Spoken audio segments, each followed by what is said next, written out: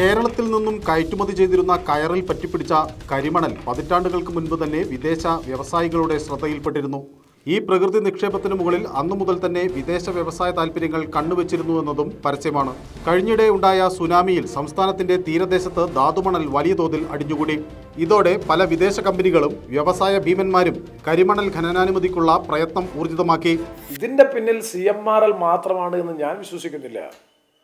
കരുനാഗപ്പള്ളിക്കടുത്ത് 1000 തെങ്ങിനകത്ത് ഒരു Australian company വന്ന് ഖനന പര്യവേഷണം നടത്തി എല്ലാ നടപടികളും പൂർത്തിയാക്കിയ ഒരു ഘട്ടത്തിൽ അതിശക്തമായി കേരളത്തിൽ ഉയർന്നു വന്ന എതിർപ്പിനെ തുടർന്നാണ് ഓസ്ട്രേലിയൻ കമ്പനി അന്ന് പോയത്. ഞാൻ മനസ്സിലാക്കുന്നത് ശരിയെങ്കിൽ ഈ അടുത്ത കാലത്തും റെനിസൺ ഗോൾഡ്ഫീൽഡ് എന്ന് പറയുന്ന കമ്പനി കേരളത്തിന്റെ വിവിധ ഖനന മേഖലകളിൽ വന്ന് 20 മീറ്റർ വരെ ആഴത്തിൽ ഖനനം ചെയ്താലും മണ്ണുണ്ട് എന്ന നിലയിൽ റിപ്പോർട്ട് കൊടുത്തതായിട്ടാണ് മനസ്സിലാക്കുന്നത്.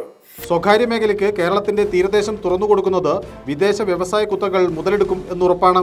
കൊച്ചിയിലോ സ്വകാര്യ ഒരാൾക്ക് അവന്റെ താൽക്കാലിക ലാഭമാണ്. അവൻ അത് വിദേശത്തേക്ക് വളരെ പ്രാഥമിക സംസ്കരണം നടത്തിയില്ല കൊടുക്കുന്നത്. അതുകൊണ്ട് ഞങ്ങൾ പറയുന്നത് ഒരു ദേശീയ നയം കൊണ്ടുവന്ന് ഈ കേരളത്തിനകത്ത് തന്നെ അതിൻ്റെ വാല്യൂ അഡിഷൻ നടത്തിയാൽ ഇന്ന് കിട്ടുന്നതിൻ്റെ വെറും പ്രാഥമിക സംസ്കരണം നടത്തി റൂട്ടേൽ കൊടുക്കലല്ല വേണ്ടത്.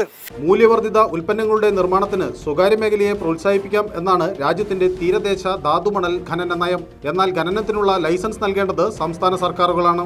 സംസ്ഥാനം ഖനന നയത്തിൽ മാറ്റം വരുത്തിയാൽ വൈദേശിക ബന്ധങ്ങളുള്ള തദ്ദേശീയ സ്ഥാപനങ്ങൾക്ക് ഈ രംഗത്ത് ചുവടുറപ്പിക്കാൻ കഴിയും. കേരളത്തിന്റെ സമുദ്രതീരത്തുള്ള ധാതുമണൽ കൊള്ളയടിക്കാനുള്ള വൈദേശിക മോഹങ്ങൾക്ക് ഒരു നൂറ്റാണ്ടിന്റെ പഴക്കമുണ്ട്. തദ്ദേശീയരായ വ്യവസായികളെ കൂട്ടുപിടിച്ച് അവരാശ്രമം ഇപ്പോഴും തുടരുന്നു.